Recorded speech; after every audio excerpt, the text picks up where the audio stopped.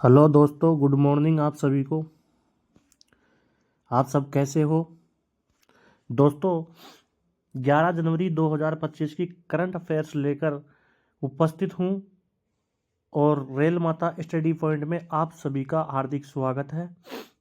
तो आइए चलते हैं आज की क्लास में उस शख्सियत को याद करके क्लास स्टार्ट करते हैं जिसके नाम पर भारत में युवा दिवस का शुभारंभ किया गया है और युवा दिवस मनाया जा रहा है।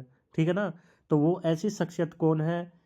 स्वामी विवेकानंद जी। कौन है? स्वामी विवेकानंद जी। उनकी बातों से प्रेरित होकर हम आज की क्लास को आगे बढ़ाएंगे। जब हम जब हम उन्होंने कहा था कि जब हम परेशानियों से या किसी डर से भागते हैं जब हम परेशानियों से या किसी डर से भागते हैं तो वह परेशानियां और डर हमारा पीछा नहीं छोड़ते हैं। जब हम अपने डर का और परेशानियों का सामना करते हैं तब ही इनसे मुक्ति मिलती है। इसलिए हमें मुश्किलों से भागना नहीं चाहिए बल्कि मुश्किलों को सामना करना चाहिए। तो भारतीय युवा दिवस के जनक और स्वामी विवेकानंद उच्च आदर्श और उच्च विचारों वाले, जिन्होंने देश के लिए बहुत कुछ किया।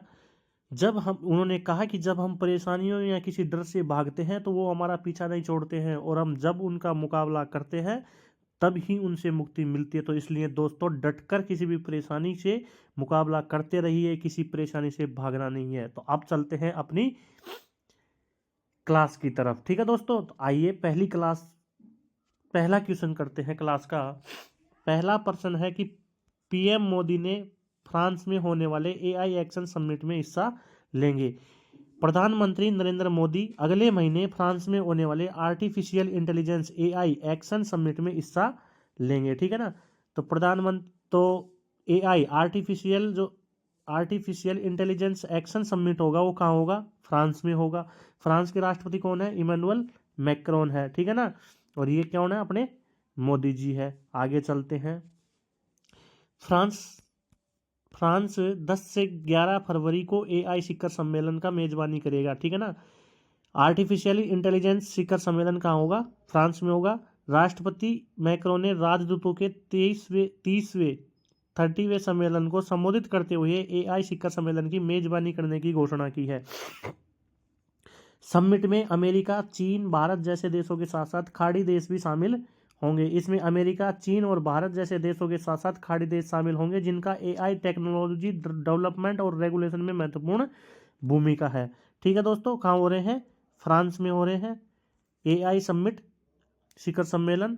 मेजबानी कौन करेगा? फ्रांस करेगा, मोदी जी जाएंगे। ठीक है, आगे चलते हैं। अगला क्वेश्चन है, भारत साल 2026 में 28वें CSPOC की मेजबानी करेगा। किसकी? CSPOC। तो CSPOC क्या है? Conference of speaker and presiding officers of the Commonwealth. यानी कि जितने भी देशों में उच्च सदन लोकसभा होती है, राज्यसभा होती है, उनके स्पीकर्स की presiding officers of the Commonwealth की मेजबानी करेगा। कौन करेगा? 2026 में इंडिया इनकी मेजबानी करेगा 2026 में। CSPOC की मेजबानी भारत करेगा 2026 में। क्या होते हैं और कौन से नंबर के की? 28वें नंबर के conference of speakers and presiding officers of the Commonwealth की मेजबानी करेगा। ये जानकारी किसने दी? हमारे लोकसभा के अध्यक्ष ओम बिरला जी ने। ठीक है ना? इसकी जानकारी दी। आगे चलते हैं। इस सम्मेलन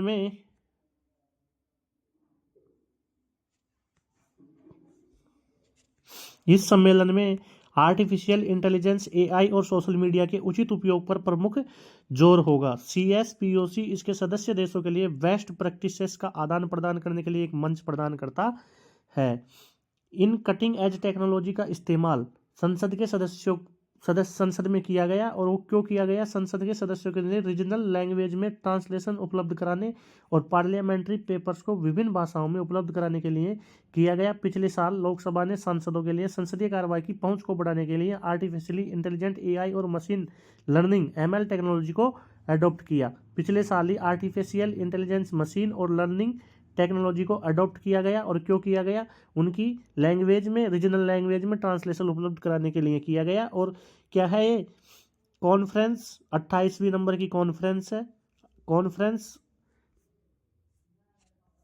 conference of speakers and presiding officer of the Commonwealth की कॉन्फ्रेंस है 28वें नंबर की, 2026 में होगी। उसको कौन सबमिट करेगा? भारत करेगा। ठीक है ना। आगे चलते हैं। तीसरा क्वेश्चन है, यूपी के मुख्यमंत्री योगी आदित्यनाथ जी ने कुंभवाणी एफएम चैनल का शुभारंभ किया है। उत्तर प्रदेश के मुख्यमंत्री योगी आदित्यनाथ ने 10 जनवरी को महाकुंभ 2025 के लिए कुंभवाणी एफएम का शुभारंभ किया है। क्या किया है? कुंभवाणी एफएम लॉन्च किया है, एक चैनल है, इसको लॉन्च किया है योगी आदित्यनाथ जी ने। कुंभवाणी एफएम किया है और ये प्रयागराज में लॉन्च किया है। ठीक है ना। क्यों किया है? महाकुंभ के लिए किया है। यह चैनल 103.5 मेगाहर्ट्ज पर प्रसारित होगा और महाकुंभ से जुड़ी हर जानकारी को प्रसारित करेगा। आगे चलते हैं। कुंभवाणी एफएम चैनल शुक्रवार को प्रसार भारती के रेडियो डिवीजन आकाशवाणी द्वारा लॉन्च किया गया। 103.5 मेगाहर्ट्ज की फ्रीक्वेंसी पर यह चैनल 10 जनवरी से 26 फरवरी तक प्रसारित रहेगा। इसे रोजाना सुबह 5:55 बजे से रात के 10:05 तक ऑन एयर किया जाएगा। इसके अलावा मुख्यमंत्री ने विशेष कार्यक्रम कुंभ मंगल ध्वनि का भी उद्घाटन किया है। क्या? कुंभ मंगल ध्वनि का भी उद्घाटन किया है। कुंभ मंगल ध्वनि और कुंभवाणी एफएम दो काम किए हैं योगी आदित्यनाथ जी ने प्रयागराज में, मंगल ध्वनि और कुंभवाणी एफएम। ठीक है दोस्तों। ऑल इंडिया रेडियो को आकाशवाणी के नाम से भी जाना जाता है। आगे चलते हैं। जोसेफ ओन को लेबनान का नया राष्ट्रपति चुना गया है। जोसेफ ओन, ये कौन है भाई साहब? जोसेफ ओन है, इनको लेबनान का नया राष्ट्रपति बनाया गया है। लेबनान में आर्मी कमांडर जोसेफ ओन को नया राष्ट्रपति चुना गया है। 2 साल से खाली राष्ट्रपति पद को बढ़ने के लिए 12 बार कोशिश की जा चुकी है और इनको अब जाके मिला है। ये देखो कैसी बात है यार, 2 साल से खाली है और 12 बार कोशिश कर ली बढ़ने के लिए और अब जाके मिला है। और वो भी आर्मी के कमांडर को बनाया गया है, जोसेफ ओन को बनाया गया है। ठीक है दोस्तों। आगे चलते हैं। कैसे कैसे देश है यार। 9 जनवरी को संसद में हुई 2 राउंड की वोटिंग के बाद 60 साल के ओन को जिम्मेदारी मिली। राष्ट्रपति चुने गए जोसेफ ओन 5वें सेना कमांडर थे और मार्च 2017 में सेना प्रमुख चुने गए थे। सामान्य तौर पर लेबनान में आर्मी कमांडर या पब्लिक सर्वेंट अपने इस्तीफे के 2 साल तक राष्ट्रपति नहीं बन सकता है। ठीक है ना। ये लेबनान का क्या है? नियम है, कानून है। क्या कानून है? आपसे क्वेश्चन पूछ लिया कि कौन से देश में कोई भी जो पब्लिक सर्वेंट है, कोई भी पब्लिक सर्वेंट अपने इस्तीफे के 2 साल बाद राष्ट्रपति नहीं बन सकता है। तो कौन से देश में है? वो लेबनान में है। हालांकि ओन के केस में ऐसा नहीं हुआ और राष्ट्रपति बनने तक आर्मी चीफ थे। अब ये देखो भाई साहब, इन्होंने ही उल्लंघन कर दिया इसका। ये पहला केस हो गया कि जो इस्तीफे देने के बाद में 2 साल नहीं हुई, वो आर्मी चीफ रहते हुए ही राष्ट्रपति बने। ये भी क्वेश्चन बन गया। ठीक है ना।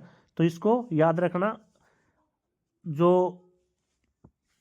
ओन है, लेबनान में आर्मी कमांडर पब्लिक सर्वेंट नौकरी करते हैं, वो 2 साल तक राष्ट्रपति नहीं बन सकते इस्तीफा देने के बाद में, बल्कि ये ओन के केस में नहीं हुआ। लेबनान में प्रेसिडेंट ईसाई, प्रधानमंत्री सुन्नी मुस्लिम और संसद का अध्यक्ष शिया समुदाय का प्रत्याशी होता है। लो, ये भी फिक्स कर रखा भाइयों ने। लेबनान में प्रेसिडेंट हमेशा ईसाई होता, प्रधानमंत्री सुन्नी मुसलमान और संसद का अध्यक्ष शिया समुदाय का होता है। वहाँ प्रेसिडेंट के पास ही प्रधानमंत्री और कैबिनेट को चुनने या हटाने का अधिकार होता है। ठीक है दोस्तों। आगे चलते हैं। खैर अपने को क्या, इनग्राम माइक्रो ने संजीव साहू को ग्लोबल प्लेटफॉर्म ग्रुप का अध्यक्ष नियुक्त किया गया है। टेलीग्राम नहीं, इनग्राम। किसने? इनग्राम ने। इनग्राम माइक्रो ने किसको? संजीव साहू को ग्लोबल प्लेटफॉर्म ग्रुप का अध्यक्ष चुना गया है। ग्लोबल टेक्नोलॉजी इकोसिस्टम की leading business to business company Ingram क्या काम करती है? Ingram leading business to business करती है। माइक्रो होल्डिंग कॉर्पोरेशन ने संजीव साहू को कंपनी के ग्लोबल प्लेटफॉर्म ग्रुप का अध्यक्ष चुना गया है। संजीव साहू को दुनिया के सबसे प्रभावशाली बिजनेसमैन में से एक माना जाता है। ये भाई साहब ये दुनिया के प्रभावशाली बिजनेसमैन है। इनको इनग्राम ने क्या चुन लिया है? संजीव साहू जी को इनग्राम ने अपना प्लेटफॉर्म ग्रुप का अध्यक्ष चुन लिया है। आगे चलते हैं। इनग्राम का प्लेटफॉर्म अध्यक्ष ग्रुप का अध्यक्ष कौन बना है? संजीव साहू जी। साहू डिजिटल प्लेटफॉर्म इनोवेशन और बिजनेस डेवलपमेंट के लिए और ट्रांसफॉर्मेशन अप्रोच के लिए जाना जाता है। इन्हें ग्लोबल टेक्नोलॉजी आइकन के रूप में सम्मानित किया गया है। इन्हें डिजीगोट करार दिया गया है। क्या नाम, किस नाम से जाना जाता है? डिजीगोट के नाम से इन्हें जाना जाता है। भाई साहब ये बंदा तो खतरी निकला। इन्हें किस नाम से जाना जाता है? डिजीगोट के नाम से किसे जाना जाता है? संजीव साहू जी को, ये याद रख लेना। डिजीगोट के नाम से संजीव साहू जी को जाना जाता है, ठीक है ना, संजीव साहू को जाना जाता है। और ये इनग्राम के क्या है, अभी प्लेटफॉर्म ग्रुप के अध्यक्ष है। 2024 और 2023 में इन्हें CRN की वार्षिक शीर्ष 25 विघटनकर्ताओं की लिस्ट में टॉप 5 इनोवेटर्स में नामित किया गया है। इनग्राम माइक्रो होल्डिंग कॉरपोरेशन एक patent pending business to business technology platform है। इनग्राम माइक्रो क्या है? होल्डिंग कॉरपोरेशनों के लिए एक patent pending business to business technology platform है। आगे चलते हैं। ये देखो, ये भाई साहब तमीम इकबाल ने फिर से इंटरनेशनल क्रिकेट से लिया संन्यास। तमीम इकबाल ने फिर से इंटरनेशनल, भाई तू कितनी बार लेगा रे? एक बार पहले ले चुका 23 में, फिर अब 24 में 25 में ले लिया, अब क्या वापस खेलेगा? क्या बदल तो नहीं जाएगा? तो देखिए, बांग्लादेश के पूर्व कप्तान तमीम इकबाल ने 11 जनवरी को फिर से इंटरनेशनल क्रिकेट से संन्यास ले लिया। वाह यार, क्या बात है। अपने बेटा और पोता नल्ला, और ये पोता भी नल्ला है उसके साथ साथ में, ये भी ऐसे ही कारनामे कर रहा है। देखो, दो भाई साहब कोई दो बार भी इंटरनेशनल क्रिकेट से संन्यास लेता है, बंदे ने ले लिया। तमीम इकबाल नाम है इनका। क्या करे? इससे पहले तमीम इकबाल ने जुलाई 2023 में भी इंटरनेशनल क्रिकेट से संन्यास लिया था, लेकिन 24 घंटे के भीतर ही अपना फैसला बदल लिया था। भाई ये नल्ले से भी बड़ा नल्ला हो रहा है, 24 घंटे के अंदर ही फैसला पलट रहा है। चलो देखते हैं अब अगली बार भी खेलेगा, क्या करेगा ये। आगे चलते हैं। कौन है? तमीम इकबाल है, बांग्लादेश के हैं। इंटरनेशनल वापस इन्हें संन्यास ले लिया है। आगे चलते हैं। तमीम इकबाल ने बांग्लादेश के लिए अपना आखिरी मैच सितंबर 2023 में खेला।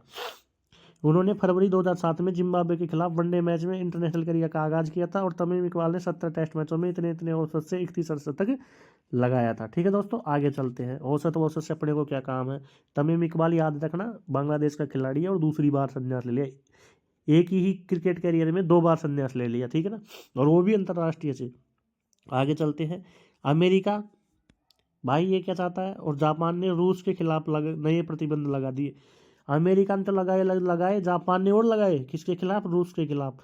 भाई जाता जाता भी क्या कर गया तू? जाता जाता भी काम कबाड़ा कर गया ये।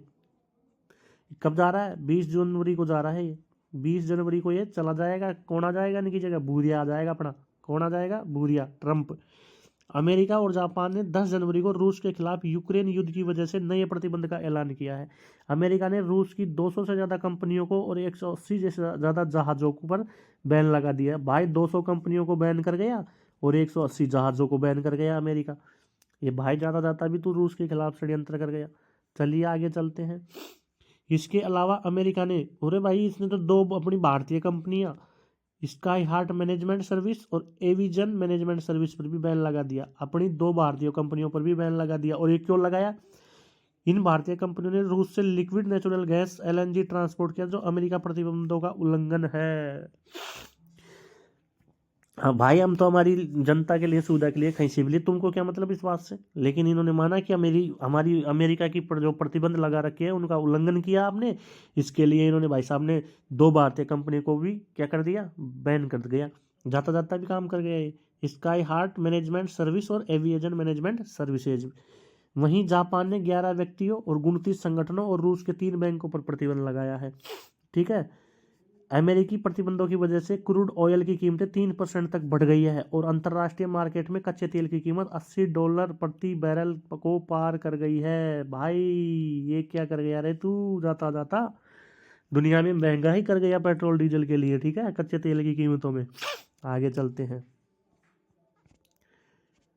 अगला क्वेश्चन है दोस्तों, BMCRI दक्षिणी भारत की पहली संक्रामक रोग अनुसंधान प्रयोगशाला स्थापित करेगा। BMCRI दक्षिण भारत की पहली संक्रामक रोग अनुसंधान प्रयोगशाला को स्थापित करेगा। ठीक है, दक्षिण भारत की पहली रोग अनुसंधान प्रयोगशाला को स्थापित कौन करेगा? BMCRI। अब ये BMCRI क्या होती है? Bengaluru medical college and research institute. BMCRI क्या होती है? Bengaluru medical college and research institute को भारतीय आयुर्विज्ञान अनुसंधान परिषद ICMR द्वारा दक्षिण भारत की पहली संक्रामक रोग अनुसंधान और निदान प्रयोगशाला को स्थापित करने के लिए चुना गया है। किसने चुना गया है? किसने चुना गया? ICMR ने BMRC को चुना गया है। और किसके लिए? IRDL के लिए चुना गया है। अब ये भी बात भाई कहाँ फंसा दिया मामला। ICMR ने चुना है BMRC को, BMCRI को, और क्यों चुना है? IRDL बनाने के लिए चुना है। वाह यार, क्या गजब का खेल कर गए। अब इसको याद कैसे करेंगे? तो देखिए, ICMR भारतीय आयुर्विज्ञान अनुसंधान संस्थान है, ठीक है ना, भारतीय आयुर्विज्ञान अनुसंधान संस्थान। ICMR ने किसको चुना है? बेंगलुरु की मेडिकल कंपनी को चुना है, बेंगलुरु की मेडिकल कॉलेज और रिसर्च इंस्टीट्यूट को। ICMR ने बेंगलुरु की मेडिकल और रिसर्च इंस्टीट्यूट को चुना है कि तुम एक संक्रामक अनुसंधान और निदान प्रयोगशाला आप खोलिए, ठीक है ना, एक लैब खोलिए जो क्या होनी चाहिए? संक्रामक रोगों का अनुसंधान हो और उनका निदान करने वाली हो। यह पहल क्षेत्र में संक्रामक रोगों के निदान और अनुसंधान क्षमताओं को बढ़ाने के उद्देश्य से शुरू की गई है। यह प्रयोगशाला बैक्टीरिया, फंगस और परजीवी से होने वाले रोगों पर ध्यान केंद्रित करेगी, जिससे तेजी से निदान और बेहतर स्वास्थ्य परिणाम सुनिश्चित किए जा सके। यह परियोजना भारत भर के मेडिकल कॉलेजों में विशेष प्रयोगशाला स्थापित करने के राष्ट्रीय प्रयास का हिस्सा है। संक्रामक रोग और अनुसंधान और निदान क्या है? अब ये BMCRI Bengaluru medical college and research institute को ICMR ने जो खोलने के लिए दिया, संक्रामक रोग अनुसंधान और निदान प्रयोगशाला IRDL, वो चीज़ है क्या उसको देखते हैं। IRDL बैक्टीरिया, फंगस और परजीवियों से होने वाले रोगों पर निदान सेवाएं और अनुसंधान प्रदान करेगा। यह बेंगलुरु में ही तेज और सटीक परिणाम सुनिश्चित करेगा, जिससे अन्य राज्यों को नमूने भेजने की आवश्यकता कम होगी, ठीक है ना, दूर दूर भेजते हैं वो कम हो जाएगा। मुख्य क्षेत्र क्या है इसका? बैक्टीरियोलॉजी, माइकोलॉजी और पैरासिटोलॉजी। बैक्टीरियल रोगजनकों की पहचान, एंटीबायोटिक प्रतिरोध पैटर्न का अध्ययन करेगा, फंगल संक्रमणों का अनुसंधान करेगा और उष्णकटिबंधीय रोगों के लिए जिम्मेदार परजीवियों का अध्ययन करेगा। जो उष्णकटिबंधीय मतलब इसके मौसम से होने वाले रोगों के बारे में, ठीक है दोस्तों। आगे चलते हैं। कच्चा चर्चा में क्यों है ये आपको बता दिया कि BMCRI Bengaluru medical college and research institute, Bengaluru medical college and research institute क्या बनाएगा? IRDL, ठीक है ना, क्या बनाएगा ये? IRDL भारतीय संक्रामक रोगों की अनुसंधान के लिए लैब बनाएगा। और इसको किसने जिम्मा दिया है? ICMR ने, भारतीय आयुर्विज्ञान अनुसंधान संस्थान ICMR ने ये बात किसको सौंपी है? BMCRI को सौंपी है। और BMCRI क्या बनाएगा? IRDL बनाएगा, ठीक है। भारतीय आयुर्विज्ञान अनुसंधान संस्थान ने बेंगलुरु मेडिकल कॉरपोरेशन को medical college research institute, Bharatiya Ayurvigyan अनुसंधान संस्थान ने Bengaluru medical college research institute को कहा है कि तुम जाके एक क्या बनाओ? IRDL बनाओ, जो संक्रमण को और अनुसंधान भी हो उस पर और उसकी टेस्टिंग भी हो, एक लैब बनाई है, ठीक है दोस्तों। आगे चलते हैं। भारत और मंगोलिया ने खनन साझेदारी पर सहमति जताई है। भाई साहब, भारत, इंडिया और मंगोलिया में खनन साझेदारी INDIA, इंडिया और मंगोलिया ने क्या बनाए हैं? खनन पे सहमति बनाई है, MOU किया है। भारत ने खनिज विज्ञान और अन्वेषण के क्षेत्रों में सहयोग के लिए मंगोलिया के साथ समझौता ज्ञापन MOU पर हस्ताक्षर करने की तैयारी की है। यह समझौता संसाधन सुरक्षा को बढ़ाने और आपूर्ति श्रृंखलाओं में विविधता लाने के उद्देश्य से किया जा रहा है। यह पहल भारत की तांबा और कोकिंग कोयले की बढ़ती मांग को पूरा करने के लिए आयात पर निर्भरता को बढ़ने के संदर्भ में आई है, जो विद्युत उत्पादन, निर्माण और इस्पात उद्योगों के लिए अत्यावश्यक है, ठीक है दोस्तों। आगे चलते हैं।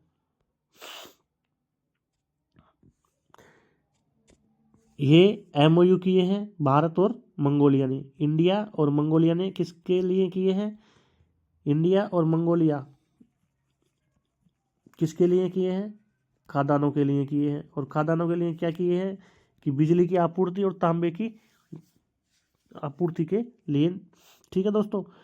भारत भू राजनीतिक जोखिमों के कारण चीन के बजाय रूस के व्लादिवोस्तोक मार्ग को प्राथमिकता देता है, भले ही यह मार्ग अधिक लंबा हो। उस मार्ग के द्वारा मंगाए जाएंगे। और किसके लिए? प्रभावित प्रमुख उद्योग क्या है? तांबा और कोकिंग कोयला, भारत के विद्युत निर्माण और इस्पात उद्योगों के लिए ये योजना, ये MOU क्या है? महत्वपूर्ण है। ठीक है दोस्तों, आगे चलते हैं साथियों।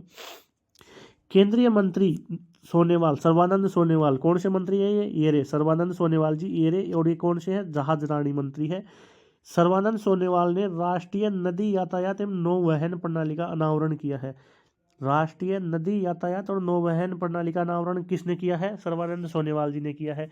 केंद्रीय बंदरगाह, नौवहन और जलमार्ग मंत्री, बंदरगाह और नौवहन जलमार्ग मंत्री सर्बानंद सोनेवाल ने 11 जनवरी 2025 को असम के काजीरंगा में आंतरिक जलमार्ग विकास परिषद की दूसरी बैठक के दौरान, क्या, आंतरिक internal water development corporation, internal water development corporation की दूसरी बैठक के दौरान राष्ट्रीय नदी यातायात और नेविगेशन प्रणाली का शुभारंभ किया है। यह पहल भारत में आंतरिक जलमार्ग परिवहन की सुरक्षा और दक्षता को बढ़ाने का लक्ष्य रखती है।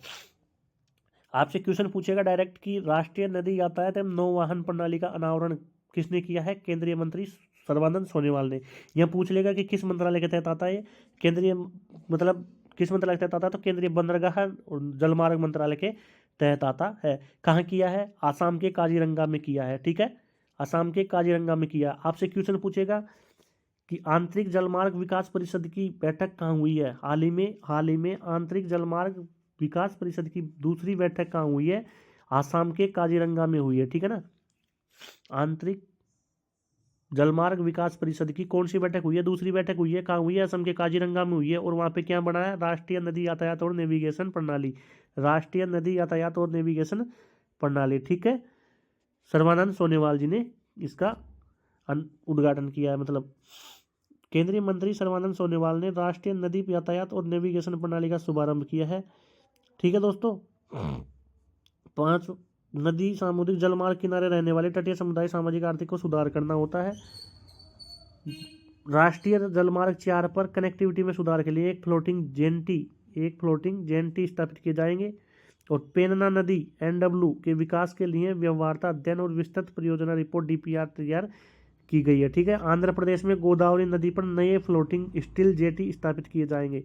आंध्र प्रदेश में गोदावरी नदी पर, आंध्र प्रदेश में राष्ट्रीय जलमार्ग 4 पर क्या, कनेक्टिविटी में सुधार के लिए नए फ्लोटिंग स्टील जेटी स्थापित किए जाएंगे। और क्रूज भारत मिशन के तहत क्रूज पर्यटन को बढ़ावा देने के लिए 10 समुद्री क्रूज टर्मिनल और 100 नदी क्रूज टर्मिनल बनाए जाएंगे। ठीक है, वित्तीय वर्ष 2024 में कार्गो परिवहन में लगभग 7% की वृद्धि दर्ज की गई है। देखिए, राष्ट्रीय नदी यातायात और नेविगेशन प्रणाली का शुभारंभ असम के काजीरंगा में हुआ। किसने किया, सर्बानंद सोनोवाल ने किया। ठीक है, आंतरिक वाटर जलमार्ग विकास परिषद की दूसरी बैठक कहाँ चल रही है, असम के काजीरंगा में चल रही है। वहाँ पे क्या क्या फैसले लिए गए, 7% की तो वृद्धि दर्ज की गई। और क्रूज भारत मिशन के तहत क्रूज पर्यटन को बढ़ावा देने के लिए 10 तो समुद्री क्रूज टर्मिनल और 100 नदी क्रूज टर्मिनल। समुद्र में तो क्रूज टर्मिनल कितने बढ़ेंगे, 10, और नदियों में क्रूज टर्मिनल 100 बढ़ेंगे। ठीक है, और आंध्र प्रदेश में गोदावरी नदी पर नए फ्लोटिंग स्टील जेटी का निर्माण किया जाएगा। ठीक है, और पेन्ना नदी के विकास के लिए व्यवहार्यता अध्ययन और विस्तृत परियोजना रिपोर्ट DPR तैयार की जाएगी। ये मुख्य नीति। अब आते हैं, भारत ने $100 बिलियन के खाद्य एवं पेय निर्यात का लक्ष्य रखा है। ये किसने कहा है, अपने पीयूष गोयल जी। खाद्य और पेय, भारत ने अगले 5 वर्षों में खाद्य और पेय पदार्थ, कृषि और समुद्री उत्पाद उद्योगों से $100 बिलियन के संयुक्त निर्यात का लक्ष्य रखा गया है। डायरेक्ट क्वेश्चन पूछेगा आपसे कि खाद्य और पेय पदार्थों के लिए संयुक्त निर्यात का कितने बिलियन डॉलर का संयुक्त निर्यात का लक्ष्य रखा गया है, तो $100 बिलियन, इसको ऐसे लिखा जाता है। $100 बिलियन का खाद्य और पेय पदार्थों के निर्यात पर लक्ष्य रखा गया है। मंत्री जी ने कहा है। वाणिज्य और कौन, उद्योग मंत्री है पीयूष गोयल ने नई दिल्ली में इंडस्ट्रियल फूड 2025 के मुख्य भाषण में इस महत्वाकांक्षी लक्ष्य को रेखांकित किया गया है। ठीक है दोस्तों, और ये क्या है, जोड़ दिया, मंत्री ने इंडस्ट्रियल फूड 2025 की सफलता और भारत के $50 बिलियन के निर्यात को हासिल करने में एपीडा और MPEDA की भूमिका की सराहना की है। 2025 में इंडस्ट्रियल फूड के सम्मेलन में कितने बिलियन डॉलर की सफलता की है, निर्यात की, $50 बिलियन की निर्यात की सफलता प्राप्त की है। ये क्वेश्चन भी याद रखना। इंडसेंड फूड 2025 की सफलता और भारत के 50 बिलियन डॉलर के निर्यात को हासिल करने में। भारत ने इंडसेंड फूड में कितना बिलियन डॉलर का निर्यात हासिल कर लिया? 50 बिलियन डॉलर का निर्यात हासिल कर दिया इंडसेंड फूड 2025 में। इंडसेंड फूड 2025 का उद्घाटन दिल्ली में किसने? चिराग पासवान, जो फूड प्रोसेसिंग मंत्री है। ठीक है दोस्तों, और लक्ष्य कितना रखा गया है भारत ने इसके लिए? 100 बिलियन डॉलर का। भारत ने 100 बिलियन डॉलर का लक्ष्य रखा गया है। ठीक है ना, आगे चलते हैं। 100 बिलियन डॉलर का निर्यात लक्ष्य। एफबी कृषि और समुद्री उत्पाद क्षेत्रों में संयुक्त निर्यात 14-15% वार्षिक विकास दर के लक्ष्य को प्राप्त किया जा सकता है। इंडसेंड फूड 2025 की सफलता, इसमें कितने बिलियन डॉलर का? 50 बिलियन डॉलर का निर्यात कर दिया है। एपिडा और एमपीडीओ द्वारा आयोजित है। ये भारतीय उत्पादों को प्रदर्शित करने और वैश्विक निर्यातों से जुड़ने का मंच है। F&B क्षेत्र में प्रत्यक्ष निवेश, एफडीआई में 100% प्रत्यक्ष विदेशी निवेश की अनुमति है। ठीक है ना, भारत का लक्ष्य F&B निर्यात में 100 बिलियन, पीयूष गोयल द्वारा घोषणा की गई है। 100 बिलियन डॉलर का लक्ष्य रखा गया है। ठीक है, पेय खाद्य पदार्थों में, ठीक है ना, निर्यात के लिए। और अगले 5 वर्षों में खाद्य, कृषि और समुद्री उत्पादों में 100 बिलियन डॉलर निर्यात किया जाएगा। ठीक है, इंडसेंड फूड 2025 एपेडा और एमपीडीए द्वारा आयोजित किया गया है। और F&B में क्षेत्र में फूड एंड इसमें एफडीआई नीति है जो 100% प्रत्यक्ष विदेशी एफडीआई की अनुमति देता है। ठीक है दोस्तों, आगे चलते हैं। 100 बिलियन डॉलर का लक्ष्य रखा गया है। 50 बिलियन डॉलर 2025 के इंडसेंड फूड में हासिल किए। अगले मतलब आगे 100 बिलियन का लक्ष्य रखा गया। जैविक खेती को बढ़ावा देने और प्रमाणन प्रक्रिया को सरल बनाने पर जोर दिया है। पूरे देश में खाद्य प्रशिक्षण प्रयोगशालाओं का विस्तार किया गया है। मिलेट, आचार और मसालों जैसे प्री पैकेट उत्पादों की अंतर्राष्ट्रीय बाजार में लोकप्रियता बढ़ाई गई है। खाद्य प्रसंस्करण उद्योग मंत्री चिराग पासवान और बाबा रामदेव ने नॉलेज पार्क स्थित India expo centre and mart में इंडसेंड फूड 2025 के 8वें संस्करण का उद्घाटन किया। यह 2017 से चालू है। इंडसेंड फूड कब से चालू किया गया है? 2017 से चालू किया गया है। चिराग पासवान ने इसकी घोषणा की है। 8वां संस्करण था। ठीक है दोस्तों, 100 बिलियन डॉलर का लक्ष्य रखा गया है आगे निर्यात का। ठीक है दोस्तों, और इसमें इंडसेंड फूड में फुल 100% विदेशी निवेश को अनुमति दी गई है। ठीक है दोस्तों, आगे चलते हैं। आगे एपिडा इंडसेंड फूड 2025 को आयोजित करने वाली कौन है? एपिडा और पीएमईडीए। एपिडा और पीएमईडीए। ठीक है ना, तो एपिडा तो क्या है? ये एग्रीकल्चर और processed food products export development organisation. Agriculture agricultural और process food product export development organisation. ठीक है, और पीएमईडीए क्या है? समुद्री उत्पाद निर्यात विकास प्राधिकरण। समुद्री उत्पाद निर्यात विकास प्राधिकरण। इन दोनों ने मिलकर क्या किया है? 2025 का इंडसेंड फूड सम्मेलन किया है। ठीक है दोस्तों, आगे चलते हैं। विकसित भारत युवा नेता सम्मेलन का संवाद 2025 ये शुरू हो गया है आज, यानी कि 12 जनवरी को। इसको कौन? पीएम मोदी जी भी क्या करेंगे? इसको संबोधित करेंगे। विकसित भारत युवा नेता संवाद 2025 शुरू हो गया है।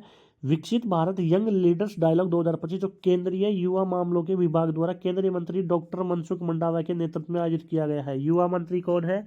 डॉक्टर मनसुख मंडाविया। 10 जनवरी 2025 को नई दिल्ली के भारत मंडपम में शुरू हुआ यह आयोजित राष्ट्रीय युवा महोत्सव का एक पुनः कल्पित संस्करण है, जिसका उद्देश्य युवा नेतृत्व का जश्न मनाना। क्या है ये? युवा नेतृत्व का जश्न मनाना है और भारत भर के युवा नेताओं को विषयगत चर्चाओं, रचनात्मक प्रतियोगिताओं और सांस्कृतिक अनुभवों में शामिल करना है। इस संवाद का उद्देश्य अगली पीढ़ी के नेताओं को सशक्त बनाना, ताकि वे 2047 तक भारत को एक विकसित राष्ट्र बनाने के दृष्टिकोण में योगदान दे सके। ठीक है, विकसित भारत युवा नेता 2025 डायलॉग शुरू हो गया 10 जनवरी से। आगे चलते हैं। कहाँ हो रही है? भारत मंडपम नई दिल्ली में। उद्घाटन सत्र। कार्यक्रम की शुरुआत एक ओरिएंटेशन सत्र के साथ हुई, जिसमें हर राज्य और केंद्र शासित प्रदेश से 3000 से अधिक युवा नेता शामिल हुए। श्रीमती मीता राजीव लोचन सचिव युवा मामलों ने प्रेरक संबोधन दिया जिसमें भारत के भविष्य को आकार देने के लिए युवाओं की भूमिका पर जोर दिया। युवा मामले मंत्रालय की सचिव कौन है? श्रीमती मीता राजीव लोचन, श्रीमती मीता राजीव लोचन, ठीक है। विकसित भारत यंग लीडर्स डायलॉग 2025, युवा मामलों और खेल मंत्रालय, युवा मामलों का विभाग इसको देख रेख करता है। विकसित भारत के लिए यंग लीडर डायलॉग कौन सा मंत्रालय के तहत आता है? युवा मामलों और खेल मंत्रालय। मंत्री कौन है? मनसुख मंडाविया जी, ठीक है। भारत मंडपम नई दिल्ली में इसका उद्घाटन हुआ। प्रत्येक राज्य से 3000 से अधिक युवा नेता आएंगे, ठीक है दोस्तों। आगे चलते हैं। इसका क्या है? इसमें विकसित भारत के रंग कार्यक्रम जो भारत की एकता और विविधता को दर्शाता है, इसका सांस्कृतिक प्रदर्शन होगा। आगे चलते हैं। भारतीय सेना को मिला हिम कवच। भारत की सेना को हिम कवच, भाई साहब भारत की सेना को सलाम, जो देश की रक्षा कर रही है इस टाइम पे। कहाँ पे? सियाचिन में भी बर्फ, जम्मू कश्मीर में, हिमाचल में, उत्तराखंड में, उधर सियाचिन में, उधर इंडो तिब्बत बॉर्डर पे। तो डीआरडीओ ने भाई साहब लॉन्च किया नई यूनिफॉर्म। जवानों को -60 डिग्री सेल्सियस तापमान में भी ठंड नहीं लगेगी, ऐसी यूनिफॉर्म लॉन्च की है डीआरडीओ ने। सैल्यूट उस डीआरडीओ को भी जो देश के जवानों के लिए क्या बनाई है? यूनिफॉर्म बनाई है। और वो भी कैसी यूनिफॉर्म? -60 डिग्री तक के लिए यूनिफॉर्म बनाई गई है, ठीक है। अभी सैनिक ECWCS यूनिवर्स पहनते हैं, यूनिफॉर्म पहनते हैं ECWCS। अब ये ECWCS क्या है? ये देखिए, ECWCS यूनिफॉर्म से सैनिकों को इंसुलेशन और वाटर प्रूफिंग मिलती है, लेकिन सियाचिन जैसी भीषण ठंड पड़ने वाली जगहों पर ये पूरी तरह कारगर नहीं होती है।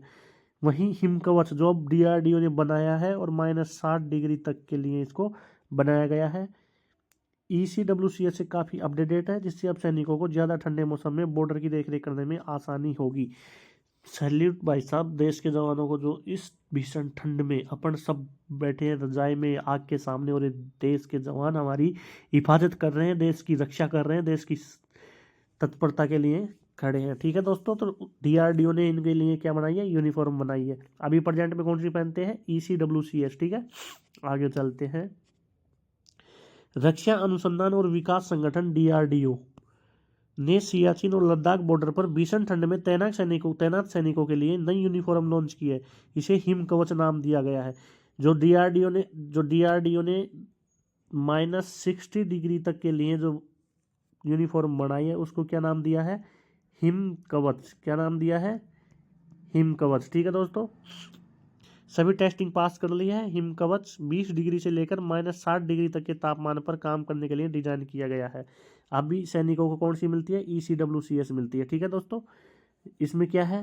-डिग्री में बॉर्डर पर तैनात सैनिकों 3 लेयर वाली है, ये 3 लेयर वाली extreme cold weather clothing system. ECWCS का नाम क्या है? Extreme cold weather clothing system से बनी यूनिफॉर्म पहनते हैं। इसे डीआरडीओ के defence institute of physiology and allied science ने डेवलपमेंट किया था। इसको भी डीआरडीओ ने डेवलपमेंट किया था, डीआरडीओ के ही institute of physiology and allied sciences ने डेवलप किया था, और अब डीआरडीओ ने ही किया है, ठीक है ना। -60 डिग्री तक हिम कवच नाम दिया गया उसको।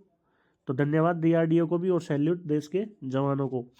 आगे चलते हैं। 11 जनवरी का इतिहास देख लेते हैं। 11 जनवरी का क्या क्या इतिहास था पुराना, ठीक है। 1966 की रात देश के तत्कालीन प्रधानमंत्री लाल बहादुर शास्त्री का निधन हो गया था। ताशकंद समझौते पर हस्ताक्षर करने के बाद उसी रात उनकी मृत्यु हो गई थी। ताशकंद समझौता भारत और पाकिस्तान के बीच हुआ था। ताशकंद समझौता भारत पाक के बीच हुआ था, ठीक है ना। तो 11 जनवरी को उनकी 11 जनवरी 1966 में लाल बहादुर शास्त्री जी की क्या हो गई थी? मौत हो गई थी, वहीं पे मृत्यु हो गई थी। 2006 11 जनवरी 2006 में नासा ने प्लूटो की जानकारी इकट्ठा करने के लिए न्यू होराइजन्स स्पेसक्राफ्ट लॉन्च किया था, ठीक है। 11 जनवरी सन 2000 में न्यूयॉर्क के टाइम स्क्वायर पर पहला WWF रेस्टोरेंट खेला गया था। पावर दिखाई गई थी। पहला WWF रेस्टोरेंट कब खेला गया था? सन 2000 में न्यूयॉर्क के टाइम स्क्वायर पर। 11 जनवरी 1987 में नारायण दत्ता ओझा सुप्रीम कोर्ट के जज बनने के 2 घंटे बाद रिटायर हो गए थे। लो भाई साहब, 2 घंटे के बाद में जज रिटायर होने वाले कौन है? नारायण दत्त ओझा। 11 जनवरी 1907 में पहला फिल्म रिव्यू वैरायटी मैगजीन छपा था। पहला फिल्म रिव्यू वैरायटी मैगजीन कब छपा था? अगर आपसे क्वेश्चन पूछ लिया जाए कि भारत 1907 में 11 जनवरी 1907 को पहला फिल्म रिव्यू वैरायटी मैगजीन छपा था, ठीक है ना। रिव्यू वैरायटी मैगजीन पहला फिल्म का कहाँ छपा था? 11 जनवरी को 1907 में छपा था, ठीक है। ओके, आगे चलते हैं। आज के लिए इतना ही। 11 जनवरी की करंट अफेयर खत्म हो गई है। अब आपको शाम को 5-6 बजे, शाम को 8 बजे तो पूरे वीक की करंट अफेयर्स लेकर आऊँगा। पूरे वीक की करंट अफेयर्स, ठीक है ना। वीकली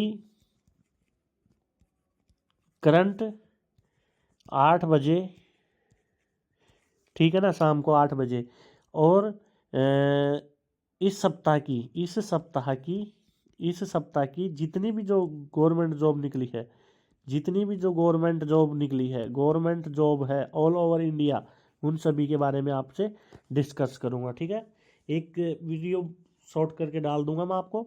सभी जितनी भी देश में, अपने भारत में जितने भी राज्यों में, सभी राज्यों की हर राज्य की वैकेंसी के बारे में, प्रत्येक राज्य की वैकेंसी के बारे में शॉर्ट वीडियो, ठीक है ना। शॉर्ट VEDIO आएगा, इसको देख लेना। और क्या है, और क्या करूँगा, करंट अफेयर्स पूरे वीक की, और वीक की करंट अफेयर्स, और वीकली करंट अफेयर्स आपको 8-8:30 बजे के लगभग मिल जाएगा, ठीक है ना। 8:30 PM पे आपको वीडियो उपलब्ध हो जाएगा। तो धन्यवाद दोस्तों, thank you, love you, take care, bye bye. आज के लिए इतना ही सुबह, ठीक है ना दोस्तों। तो आप ज़्यादा से ज़्यादा लाइक कीजिए, सब्सक्राइब कीजिए दोस्तों। आप मेहनत नहीं, मतलब मेरी मेहनत में आप पानी मत फेरना यार भाइयों, क्योंकि मैं आपको रोज़ वीडियो डाल रहा हूँ। आप सब्सक्राइब कीजिए, लाइक कीजिए, शेयर कीजिए, उसी से तो मुझे में मेरे शरीर में मुझे में आत्मविश्वास आएगा कि हाँ, अपन कुछ अच्छा कर रहे हैं और अच्छा प्रोवाइड करवा रहे हैं। तो दोस्तों थैंक यू, आज के लिए सभी को धन्यवाद, राम राम, गुड मॉर्निंग।